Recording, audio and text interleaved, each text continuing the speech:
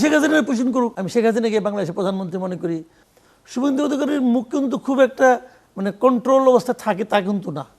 জি, কামালপুরে জি, BSF বলেছে গুলি চালাবো যদি এরকম হয়, আর বিজেপি জবাব দিয়েছে আপনারা গুলি করলে কি বসে থাকবো, আমাদের কাছে গুলি নেই। দেখেন আমাদের সঙ্গে এরকম গোলাগুলি কিন্তু আগেও হয়েছে একবার, খুব বড় গোলাগুলি হয়েছিল যখন নাকি ফজলুর রহমান সাহেব বিডিআর ছিল, বিডিআর ছিলেন, ডিজি ছিলেন। তো এই সমস্ত গোলাগুলি না আমাদের দুই দেশের জন্যই আমি মনে করি ক্ষতিকর। কারণ একটা সিচুয়েশন যখন এরকম হয় এটা তো কেবল এখানেই থাকে না, অনেক দূর পর্যন্ত চলে যায়। তো এবং এই গোলাগুলির খুব ভালো রেজাল্ট আমরা কখনো পাই নাই। এবং তারও চেয়ে বড় কথা যে অতীতে যে গোলাগুলি হয়েছিল ওটাই কিন্তু মানে ভারত কিন্তু খুব একটা সুবিধা করতে পারে নাই আমাদের যে ইতিহাস যেটা, কিন্তু অর্জন কিন্তু কারোর কিছু হয় না। আর আমরা প্রতিবেশীরা পরস্পর সঙ্গে যুদ্ধ কেনই বা করব, যেটার সমস্যা এটা সমস্যার সমাধান খুব সহজ সমাধান।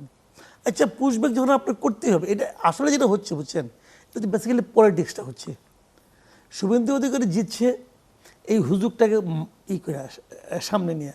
এখন সে যে হুজুগটাকে আসলেই মিন করে, সে যে কিছু করতে চায়, এটা তার ভোটারদের কিন্তু দেখাতে হবে, সেটা সে দেখাচ্ছে। এটা করো, এটা করো, এটা করো। অথবা সেন্ট্রাল গভর্নমেন্টই বলছে যে শুভেন্দুকে একটু হেল্প করো, তোমরা এগুলো কইরা শুভেন্দুর মুখ রক্ষা হোক।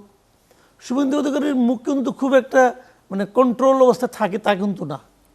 উনি তো একবার বলছিলেন শেখ হাসিনা যখন চলে গেছিল যে শেখ হাসিনা এখনও বাংলাদেশে আমি মনে করি, আমি শেখ হাসিনাকে বাংলাদেশের প্রধানমন্ত্রী মনে করি। আর কিছুদিন পরে সে জিয়া আন্তর্জাতিক বিমানবন্দরে যাবে, জিয়া তো না শাহজালাল আন্তর্জাতিক বিমানবন্দরে যাবে, স্যালুট দিয়ে নিয়ে তারা তোমরা চেয়ারে বসাবা। তো বলছে তো উনি আবার কিন্তু এটাও বলছে যে শেখ হাসিনার কি কে বাবা কে মা এগুলো অনেক কিছু বলছে, যাক সেগুলো আর বলতে চাই না। তো উনি এলোমেলো কথা তো বলেন। এখন সেই কথাগুলির যদি বাস্তবায়ন করার জন্য একটু নমুনা দেখায়, তাহলে সেন্ট্রাল গভর্নমেন্ট ওনাদের এই প্রাদেশিক সরকারের জন্য এতটুকু ত্যাগ স্বীকার করতেই পারে, হয়তো সেটাই তারা করতেছে। কিন্তু আমাদের যে টেনশনের কথা আপনি বললেন, যে যদি গোলাগুলি শুরু হয় তাহলে কি হবে, জীবনহানি হতে পারে। গোলাগুলির নেট রেজাল্ট কি হবে? গুলির রেজাল্ট কখনো ভালো হয় না, ভালো হবে না। আর সবচেয়ে যে বড় যেটা পেইনফুল ব্যাপার, অনেককে কিন্তু তারা নো ম্যানস ল্যান্ডে এনে বসিয়ে রেখেছে। নো ম্যানস ল্যান্ড, খোলা আকাশের নিচে এই যে অসহায় লোকগুলি বসে আছে, বাচ্চা কাচ্চা সব মিলে, এগুলো কারা? এরা আমার দেশের নাগরিক, মানবেতর ব্যাপার। এরা কি আমার দেশের নাগরিক না ওদের দেশের নাগরিক? এটা কিন্তু গুরুত্বপূর্ণ আমার কাছে মনে হয় না। কারণ এই যে লোকগুলো এখানে বসে আছে এরা তো জীবন, এরা মানুষ তো রে ভাই। এই বর্ষা বাদলের দিনে এদের খাওয়া দাওয়া, পানি, বৃষ্টি, এগুলি এটা কোনো কথা?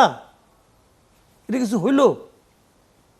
এবং এটা করে নিয়ে তারা কে নিজেদেরকে মানবিক সরকার হিসেবে প্রতিষ্ঠা করার চেষ্টা করছে, এটা তো আমি বুঝি না। কই কোনো বড় লোক কিন্তু পাঠায় না।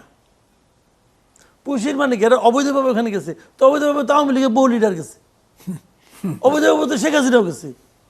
তো শেখ হাসিনা পোষণ করুক। তো এইগুলি বলে তো লাভ নাই, মানে এইগুলি আসলে পলিটিক্স। এবং এই যে পাঠাচ্ছে যাদেরকে, সব মুসলিম।